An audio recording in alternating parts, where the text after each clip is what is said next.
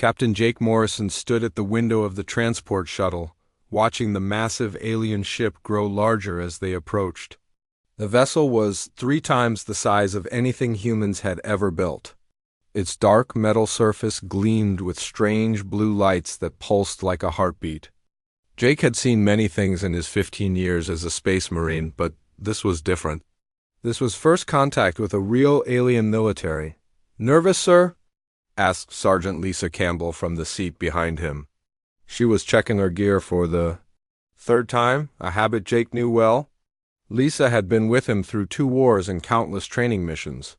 She never showed fear, but she always triple-checked everything when facing something new. "Not nervous," Jake replied, still looking out the window. "Just curious." The Coalition message said they wanted to see how Earth warriors fight. They think we might be useful allies. Corporal Danny Rodriguez laughed from across the aisle. "Useful?" "They probably want to see if we're worth keeping alive." Danny was the team's scout, small and quick with a sharp sense of humor that helped during tough times. He had grown up in the rough neighborhoods of Los Angeles and joined the Marines to see the galaxy.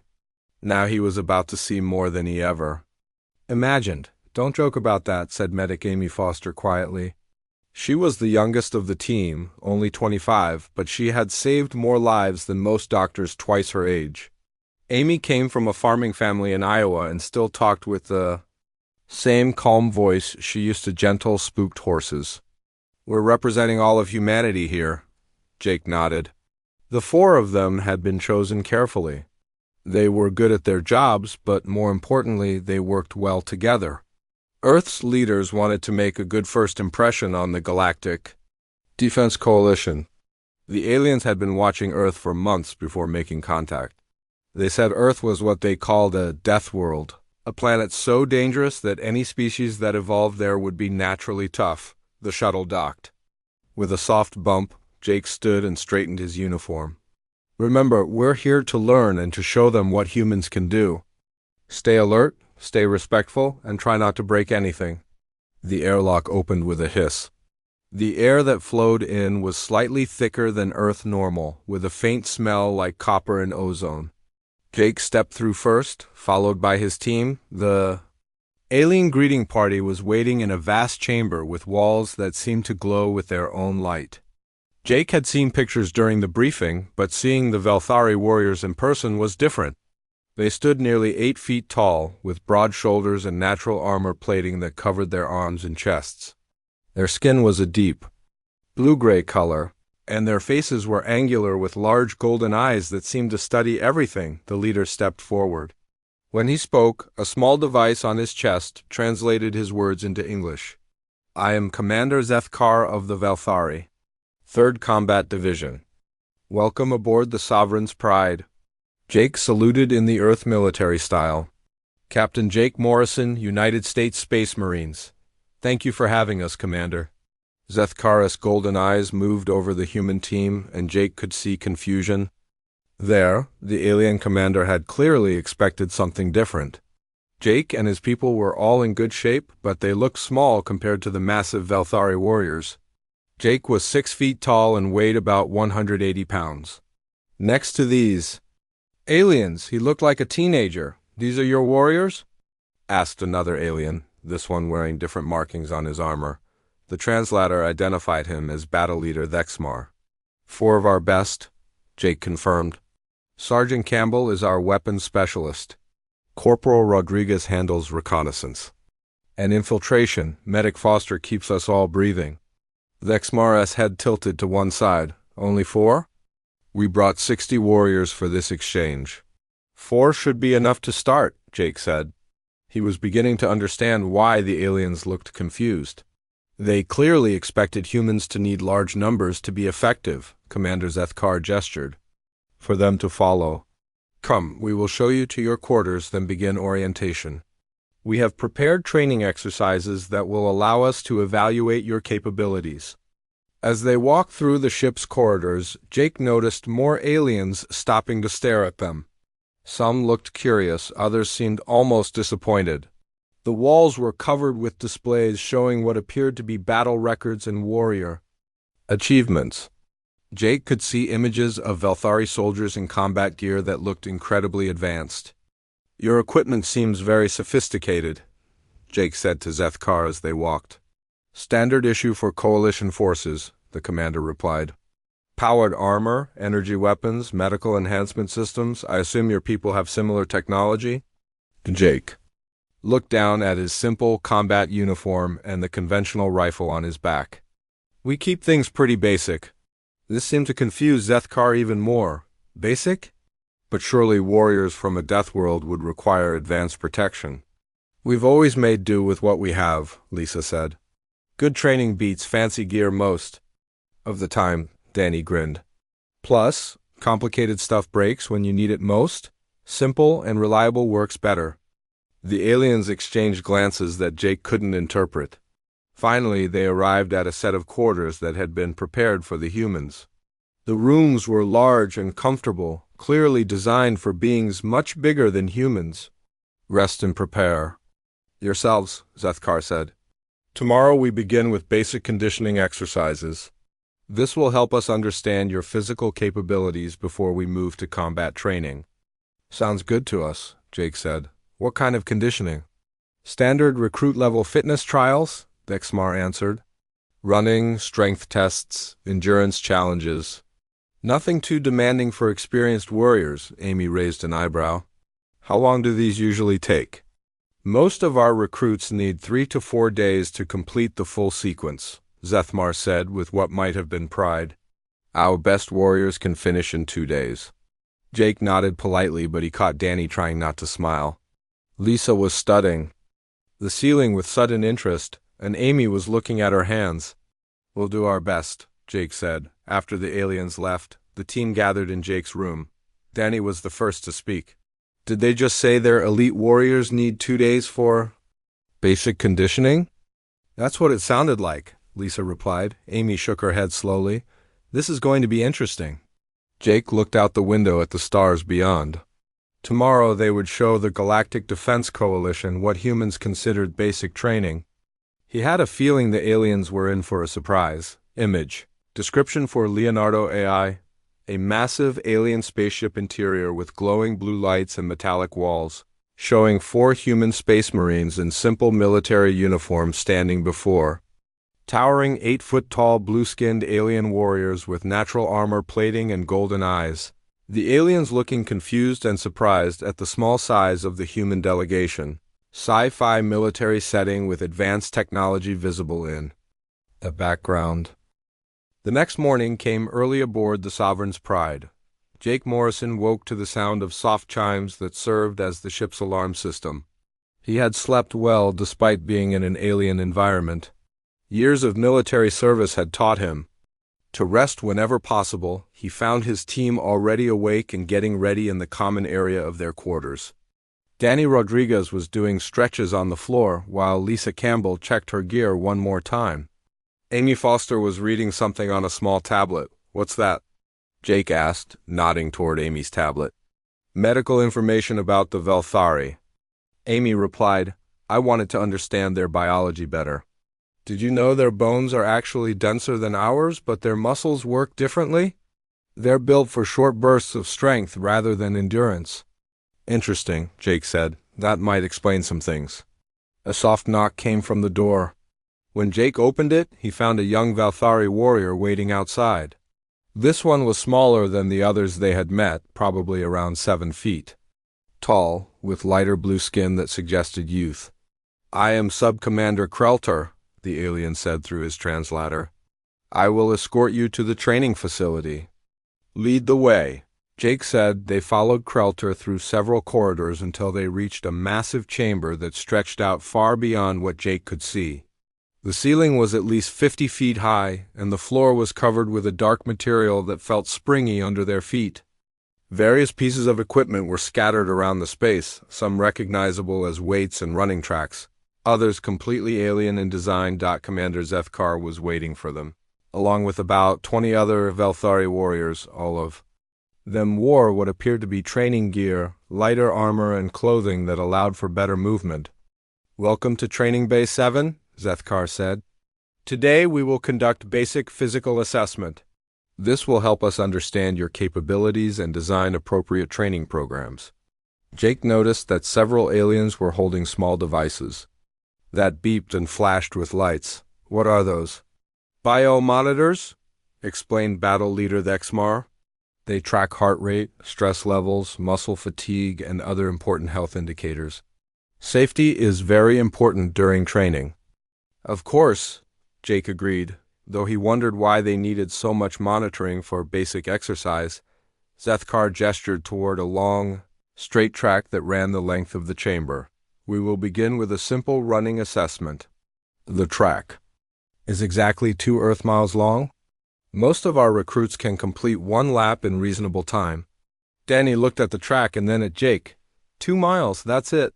For the initial assessment, yes, Zethkar confirmed. We do not wish to push untested warriors too hard on their first day. Lisa was already stretching her legs. How fast do your recruits usually run it? Our best time for new recruits is approximately 28 of your Earth minutes, Thexmar said with pride. Experienced warriors can do it in 22 minutes. Jake did some quick math in his head. That was about 14 minutes per mile, which was barely faster than a walking pace for trained humans. He glanced at his team and saw the same realization. In their eyes, should we warm up first? Amy asked. Warm up? Krelter looked confused. The run is the warm-up. Right, Danny said, trying to keep a straight face. Of course. Zethkar pointed to the starting line. Please position yourselves. We will monitor your performance and provide medical assistance if needed. The 4 humans lined up at the starting line. Around them, Valthari warriors activated their biomonitors and prepared emergency medical equipment. Jake was beginning to understand that these aliens took their safety very seriously. Begin when ready, Zethkar announced. Jake started at an easy jog, the kind of pace he might use for a recovery run after a hard workout. His team matched his speed without effort.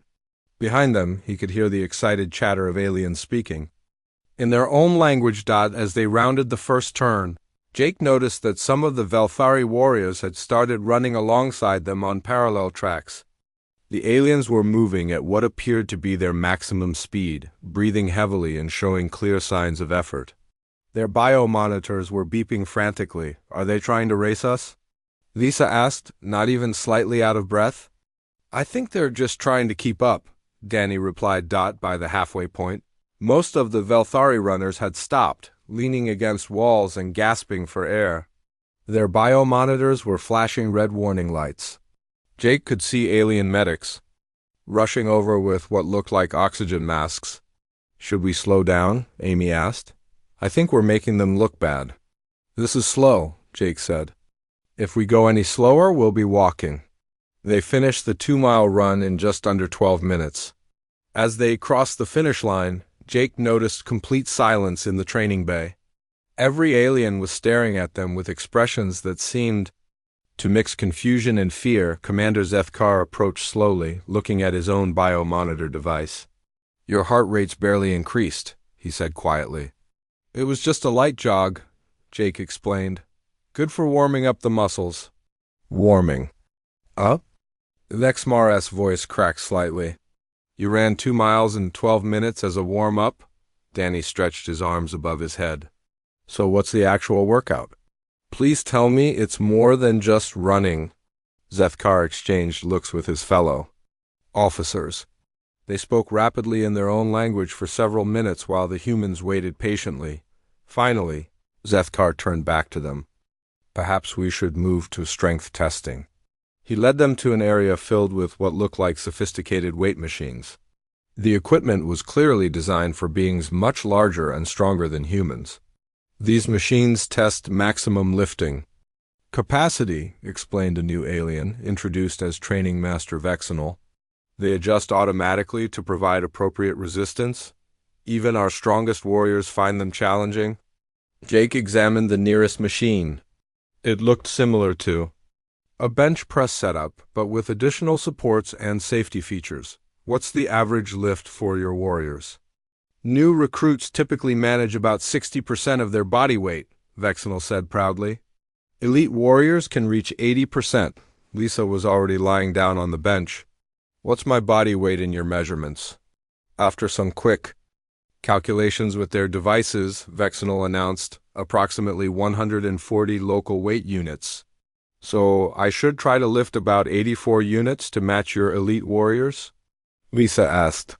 That would be impressive for a first attempt. Vexenal said carefully. Lisa gripped the bar and easily pressed what the machine calculated as her body weight. Then she added more weight, and more. The alien's biomonitors began beeping again as they watched. Her lift nearly twice her body weight for multiple repetitions. This is impossible, whispered one of the alien warriors. Jake took his turn next, followed by Danny and Amy. Each of them easily exceeded what the aliens considered elite performance levels. Amy, despite being the smallest of the group, lifted more than any Velthari warrior on record. By the end of the strength testing, several aliens were sitting on the floor, looking dazed. Their biomonitors showed stress levels that their medics found alarming. Perhaps, Zethkar said slowly, we should postpone further testing until tomorrow. But we haven't done anything yet, Danny protested. This was just checking out the equipment. When do we start the real training? The silence that followed was broken only by the frantic beeping of alien biomonitors. Image description for Leonardo. AI, human space marines effortlessly running on a futuristic alien training track while exhausted 8-foot-tall. Blue alien warriors collapsed behind them, gasping for air. Alien medics rushing with oxygen masks. High-tech training facility with glowing equipment and biomonitors flashing red warning lights. The humans appearing completely relaxed while the aliens looked shocked and terrified. The second day of training started much like the first, except now the Velthari warriors kept their distance from the humans. Jake Morrison noticed that fewer aliens were volunteering to demonstrate exercises alongside his team. Instead, they watched from a safe distance while holding their biomonitors. Like protective shields, Commander Zethkar had called in additional personnel overnight. Jake counted at least 30 aliens in the training bay now, including several wearing medical uniforms with red markings on their armor. Today we will focus on combat conditioning, Zethkar announced. His voice sounded less confident than it had the day before. We have prepared obstacle courses that test agility, problem-solving, and physical resilience. Jake looked at the obstacle course that had been set up. It consisted of low walls to climb over, ropes to swing across, and various barriers to navigate. The highest obstacle was maybe 8 feet tall. Looks straightforward, Lisa Campbell said. Is this timed? Our fastest warriors complete the course in approximately 15 minutes, replied Training Master Vexenal. It is designed to be challenging but achievable. Danny Rodriguez was already stretching. 15 minutes? The whole thing? Safety is very important, stressed a new alien, identified as Chief Medical Officer Krell. This course has caused many injuries over the years. We have full medical teams standing by. Jake noticed that the medical teams consisted of at least a dozen aliens with various devices and what looked like a portable hospital setup for an obstacle course that seemed designed for children. We understand, Amy Foster said. We'll be careful. Dr. Krell's golden eyes focused on Amy. You are the medical specialist, correct? Perhaps you would like to observe our safety protocols. Before beginning? Sure, Amy replied. What kind of injuries do you usually see? Muscle strains, minor cuts, occasionally a broken bone, Dr. Krell explained. Our healing chambers can repair such damage, but the process requires several days of recovery time. Amy nodded politely, though Jake could see she was trying not to look surprised. The alien medical officer led her to a large machine that hummed with energy. This is our primary healing unit, Dr. Krell said proudly. It can heal a small cut in just 6 hours with full anesthesia to prevent pain during the process. 6 hours for a small cut? Amy asked. Pain management is very important, Dr. Krell explained. Even minor injuries cause significant distress. We must sedate patients completely for any medical procedure. Before Amy could respond, they heard Danny's voice from across the training bay. Oops, Danny said casually. Jake turned to see Danny standing at the base of one of the obstacles, looking down at his left arm. A piece of sharp metal had torn through his uniform sleeve, leaving a gash about 3 inches long on his forearm. Blood was dripping steadily onto the floor. The reaction from the aliens was immediate and dramatic. Alarms began blaring throughout the training bay. Medical personnel rushed forward with stretchers and emergency equipment. Dr. Krell ran toward Danny while shouting orders in the Valthari language. "Stay back!" Dr. Krell yelled at the humans. "Do not move the injured warrior. We need to sedate him immediately." But Amy was already walking calmly toward Danny, pulling a small medical kit from her belt. Jake and Lisa followed, completely ignoring the panicking aliens around them. "Let me see it," Amy said to Danny. He held out his arm, still looking more annoyed than hurt. "Stupid piece of metal was sharper than it looked. Sorry about the mess." Amy examined the wound while aliens with medical scanners buzzed around them frantically. Their devices were beeping and flashing red warnings. "It's not too deep," Amy said. "Missed the major blood vessels. I'll just clean it up and stitch it closed." "Stitch it?" Dr. Krell's voice went up several pitches. "Without anesthesia? Without proper surgical preparation? That's impossible." Amy was already cleaning the wound with antiseptic from her kit. Danny winced slightly but continued talking to Jake about the obstacle course. "The metal edges need better filing," Danny said. "Someone could get hurt," Jake almost laughed.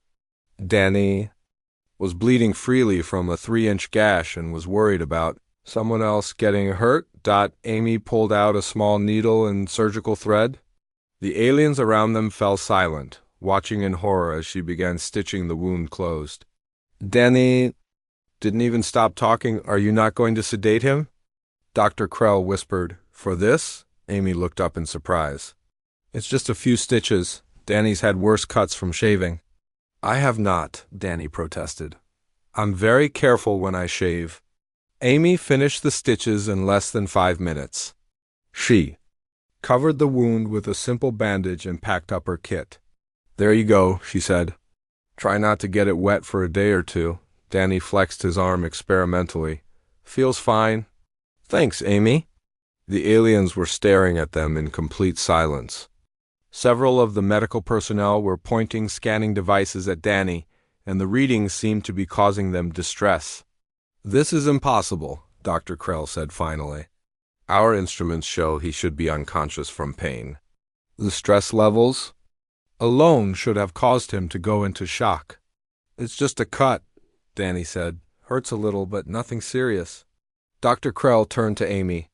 "How did you perform surgery without sterilization protocols, without anesthesia, without proper medical authorization?" Amy looked confused. "Surgery? I just put in a few stitches. That's basic first aid. Basic." Dr. Krell's translator seemed to struggle with the word. Jake decided to step in. "Maybe we should explain how human medicine works. Amy, why don't you show them your medical kit?" Amy opened her small kit and began explaining the contents. Band-aids for minor cuts, antiseptic for cleaning wounds, pain relievers for headaches, stitching supplies for larger cuts. The aliens examined each item as if it were some form of advanced technology. "You carry surgical equipment as standard gear?" Dr. Krell asked. "Every soldier carries basic medical supplies," Amy explained. "We're trained to handle injuries in the field without support." "But the pain," another medical officer said. "How do you function while injured?" Danny held up his bandaged arm. "It hurts, but not that much. I've had worse pain from working out too hard."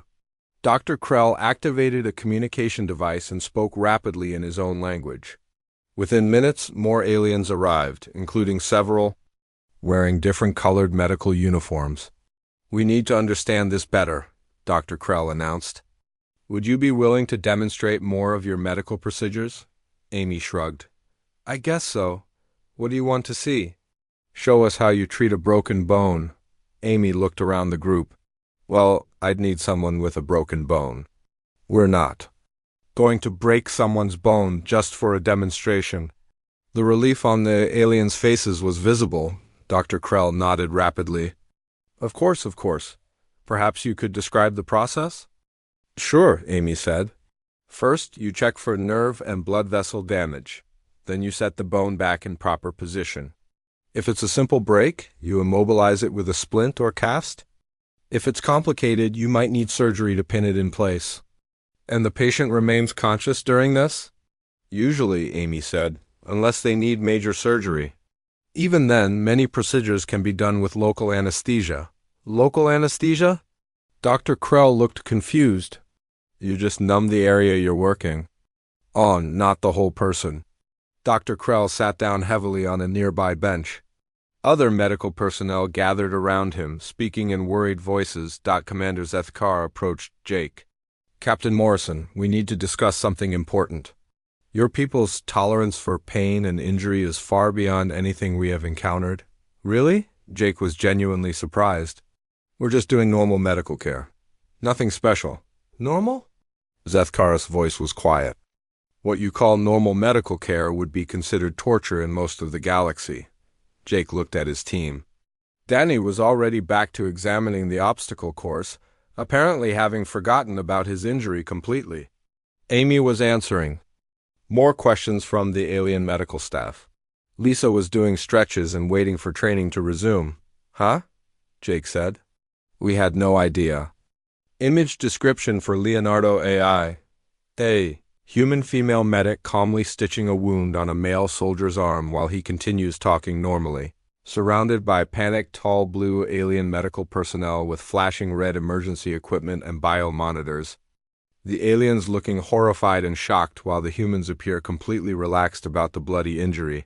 Futuristic medical base setting with alien technology.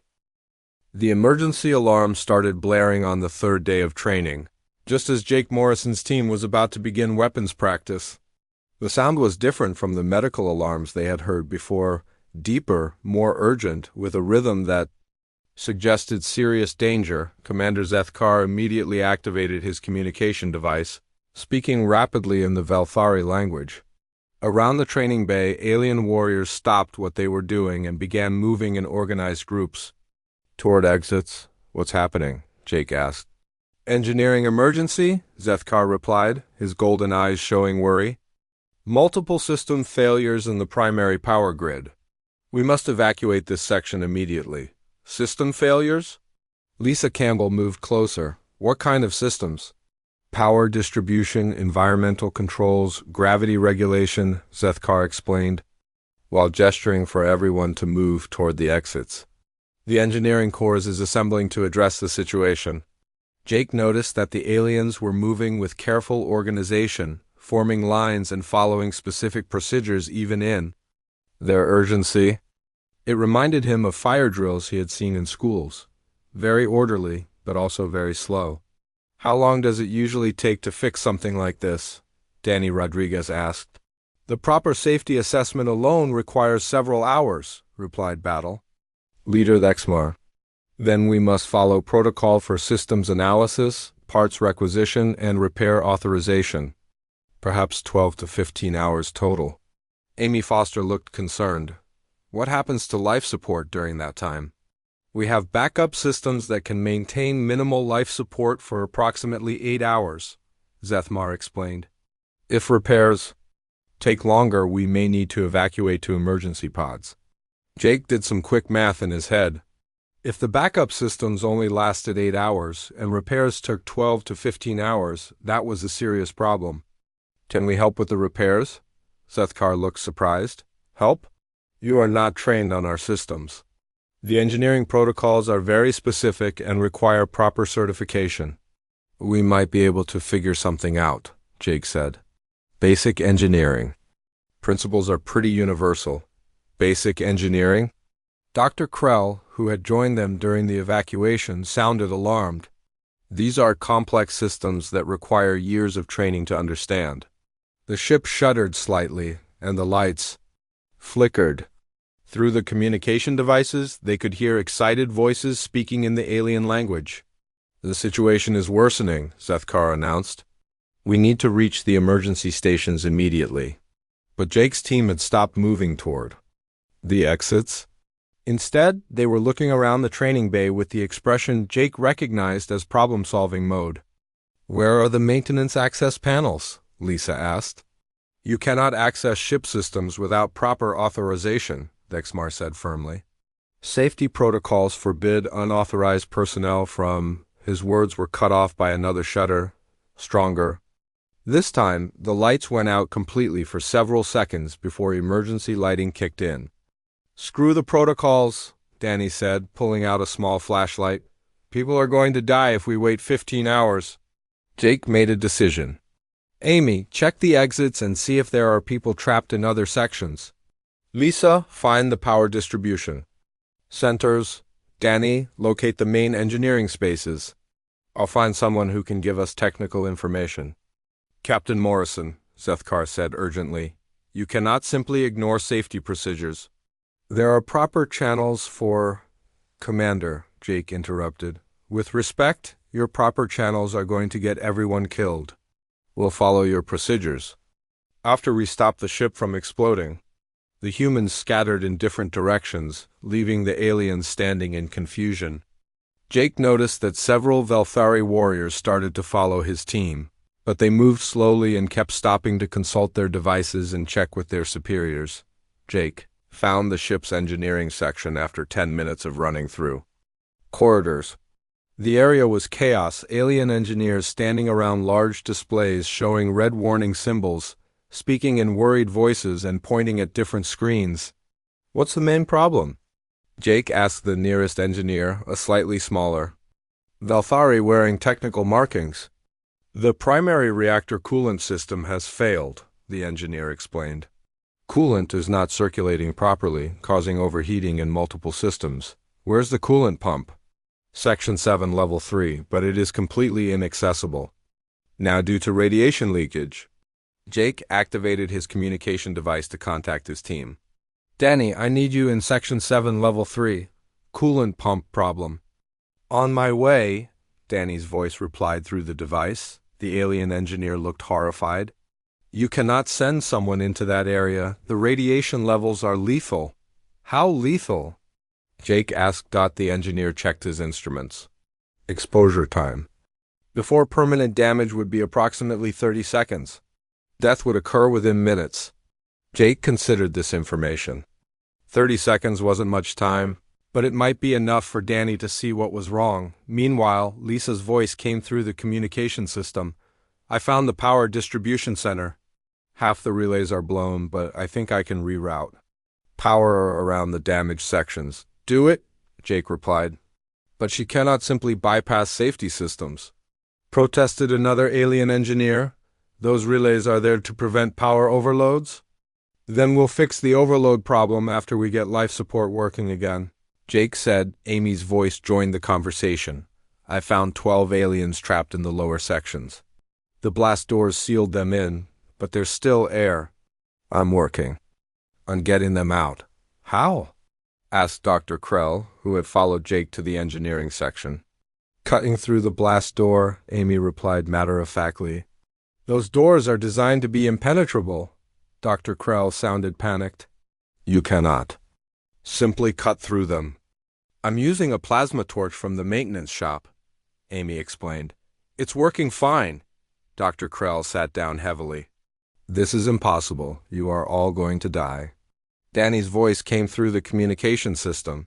Found the coolant pump. It's a simple blockage in the intake valve. Looks like some kind of debris got stuck. Can you clear it? Jake asked. Already working on it. The radiation isn't that bad? Feels kind of warm, like standing in sunlight. The alien engineer stared at his radiation monitor in disbelief. The readings show lethal levels. He should be unconscious by now. Danny's. Pretty tough, Jake said. 5 minutes later, Danny's voice came through again. Coolant pump is working now. I can see the flow starting to move again. Around them, the alien engineers were watching their displays in amazement. The red warning symbols were slowly changing to yellow, then green. Impossible, whispered one of the engineers. The radiation exposure should have killed him. Lisa's voice joined in. Power distribution is restored. I've rerouted everything around the damaged relays. You should have full power in all sections now. The lights in the engineering section came back to full brightness.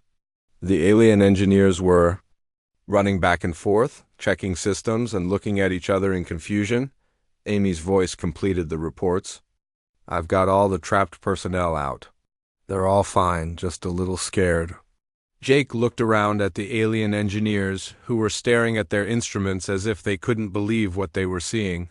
How long did that take? Jake asked. Approximately 47 minutes, replied one of the engineers in a dazed voice. Not bad, Jake said.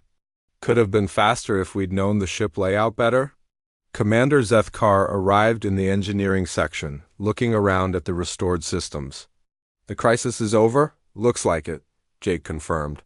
Just some basic troubleshooting. Nothing too complicated. Basic troubleshooting, Zethkar repeated slowly. Danny's voice came through the communication system one more time. Jake, I'm heading back. This radiation area isn't too bad, but I'm getting a little dizzy. Dr. Krell immediately activated his medical scanner when Danny emerged from Section 7. The device beeped frantically as it took readings. This cannot be right, Dr. Krell muttered, checking the device again. According to these readings, you absorbed enough radiation to kill most species 3 times over. Danny shrugged. I feel fine. Maybe a little tired, like I spent too much? Time at the beach. Dr. Krell looked at Jake with something that might have been fear. Captain Morrison, what exactly are humans? Jake thought about the question seriously. We're just people from Earth, Commander. Nothing special. The silence that followed was broken only by the humming of restored ship systems and the quiet beeping of alien medical monitors showing impossible readings. Image. Description for Leonardo AI. A human soldier walking calmly through a bright red, radiation-flooded corridor with emergency lights flashing while alien engineers in protective suits watch in horror from behind safety barriers. The human appearing completely unaffected by deadly radiation levels. Futuristic spaceship interior. With warning symbols and radiation hazard signs, the alien's instruments showing lethal readings while the human works on mechanical equipment. The meeting room aboard the Sovereign's Pride was larger than any space Jake Morrison had seen on the ship. Representatives from 12 different species sat around a curved table that seemed to glow with its own light. Jake recognized some of the aliens he had met during the past week, but many others were new to him. Commander Zethkar stood at the head of the table, looking more serious than Jake had ever seen him. Dr. Krell was nearby, surrounded by stacks of data tablets and monitoring devices. Other alien officers Jake didn't recognize wore different-colored uniforms that suggested they held important positions in the Galactic Defense Coalition. Captain Morrison, Zethkar began, thank you for joining us for this assessment meeting. We have spent considerable time reviewing the events of the past week. Jake sat down in a chair that had been adjusted to human size. His team was arranged around him, Lisa Campbell checking her gear out of habit, Danny Rodriguez looking curiously at the various alien species he hadn't met before, and Amy Foster taking notes on her tablet. We're happy to help, Jake said. I hope the training exchange was useful for everyone. Several aliens exchanged glances that Jake couldn't interpret. A new alien he hadn't met before, this one with silver skin and 4 arms, leaned forward. I am Admiral Rexler of the Coalition Defense Command, the silver alien said. We need to discuss what we have learned about human capabilities. Sure, Jake replied. What did you want to know? Dr. Krell activated a large display screen that showed various charts and graphs. We have compiled extensive data on your species' performance during the training period. The first chart showed running speeds. Jake could see that human performance was represented by a red line that extended far beyond the range where other species data was clustered. Your team completed our basic conditioning run at speeds that exceed our fastest recorded times by over 300%, Dr. Krell explained. It was just a light jog, Danny said. We were trying not to go too fast and show off. The next chart showed strength measurements. Again, the human data was far outside the normal range for other species. Your lifting capabilities surpass our elite warriors by similar margins, Dr. Krell continued. Lisa looked at the chart with interest. We weren't really trying our best. We didn't want to damage your equipment. Admiral Rexler's forearms moved in what might have been a gesture of disbelief. You were not performing at maximum capacity? Of course not, Amy said. That would have been rude. We were guests. The third chart showed medical data. This one seemed to cause particular distress among the alien observers. Your pain tolerance and injury recovery rates are beyond our measurement capabilities, Dr. Krell said quietly. What you consider minor. Injuries would incapacitate most galactic species for weeks. Really? Amy looked genuinely surprised. I thought everyone's medicine was pretty similar. And finally, Dr. Krell said, bringing up the last chart, your radiation resistance. Corporal Rodriguez was exposed to levels that should have been immediately fatal. He showed no adverse effects whatsoever, Danny shrugged. I felt a little warm. Like I said, it was like being at the beach. Commander Zethkar stood up slowly. Captain Morrison, we need you to understand something. What your species considers basic capabilities, your normal, everyday abilities, exceed the maximum performance levels of our most elite warriors. Jake looked around the room at the assembled aliens. Many of them were staring at his team with expressions that seemed to mix fear and awe. I'm not sure I understand, Jake said. A new alien, this one with purple skin and large eyes, spoke up. I am Science Director Mulvith. We have compared your performance data with records from over 400 known species in the galaxy. Humans rank in the top 0.1% for every physical and mental capability we tested. But we're just regular soldiers, Lisa protested. We're not even special forces or anything like that. Regular soldiers? Admiral Rexler repeated slowly. Dr. Krell activated another display. We have been forced to develop an entirely new classification system. Previously, our scale for warrior capabilities ranged from 1 to 10, with 10 being the highest level achievable by any known species. The display showed a scale that now extended to 15. Humans require a completely new category, Dr. Krell explained. Your baseline capabilities, what you consider normal, register at level 12 on our enhanced scale. Jake was starting to feel uncomfortable with the way everyone was looking at his team. Look, we're just people. Earth is probably a little tougher than some planets, but we're nothing special. A little tougher, Commander Zethkar said quietly. Captain Morrison, we have classified Earth as a Class 12 death world. That means it is so dangerous that 99.8% of known species would die within hours of exposure to its environment. Hours? Amy asked. What do you mean? Science Director Mulvith consulted one of her data tablets. Your planet's gravity is 15% higher than galactic standard.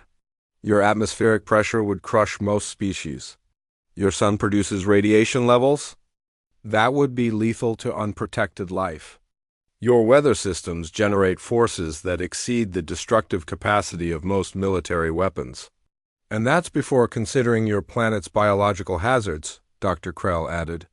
Earth contains over 50,000 species that could kill the average galactic citizen through poison, disease, or physical attack. Danny was looking more confused by the minute. But we live there just fine. I mean, sure, you have to be careful around bears and snakes and stuff, but it's not that dangerous. Bears and snakes, Admiral Rexler repeated, making notes on his own tablet. Commander Zethkar returned to his position at the head of the table. Captain Morrison, the Coalition has made some decisions based on our observations. Okay, Jake said, still feeling confused about why everyone seemed so concerned. First, we are reclassifying humans as a specialist support species rather than standard infantry, Zethkar announced. Your capabilities are too valuable to risk in normal combat situations. Second, Admiral Rexler added, we are establishing new training protocols based on human methods. If other species can achieve even a fraction of your baseline performance, it would revolutionize galactic defense capabilities. Third, Science Director Mulvith said, we are requesting permission to send research teams to Earth to study your training methods and environmental adaptation techniques. Jake looked at his team, who all seemed as confused as he felt. I guess that's fine with us. Though I'm not sure what you'll learn that you don't already know, Dr. Krell leaned forward. Captain Morrison, would you be willing to demonstrate some advanced human combat techniques before you return to Earth? Jake considered the request. Advanced techniques? I suppose we could show you some special operations methods or maybe some survival training exercises. The silence that followed was broken by several aliens speaking rapidly in their own languages. Finally, Admiral Rexler raised one of his hands. Perhaps that won't be necessary, the Admiral said carefully. We believe we have sufficient data. For now, Commander Zethkar nodded quickly. Yes, I think we should focus on understanding what we have already observed before moving to more advanced demonstrations. Are you sure? Lisa asked. We could show you some urban combat techniques, or maybe some wilderness survival skills. No, Dr. Krell said hastily. We need time to process the current information. Perhaps in the future, when we are better prepared. Jake stood up, followed by his team. Well, if you're sure, this has been a great experience for us. We learned a lot about galactic military standards. As did we, Zethkar said quietly. As did we. As the humans left the meeting room, Jake could hear excited conversations breaking out behind them in various alien languages. He wondered what they were so worked up about. That was weird, Danny said as they walked back to their quarters. Yeah, Amy agreed. They seemed really impressed by basic stuff. Maybe their training programs need work, Lisa suggested. Jake nodded. Well, that's their problem to figure out. Let's get ready to go home.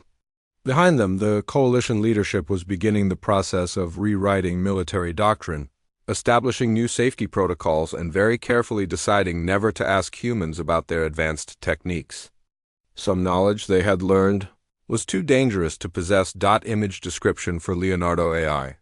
A formal alien military meeting room with multiple diverse alien species in colorful uniforms sitting around a glowing curved table, looking shocked and fearful while staring at 4 relaxed human soldiers, holographic charts and data displays showing impossible human performance levels. The aliens appearing overwhelmed while the humans looked confused about why everyone seemed so concerned. Futuristic conference room setting?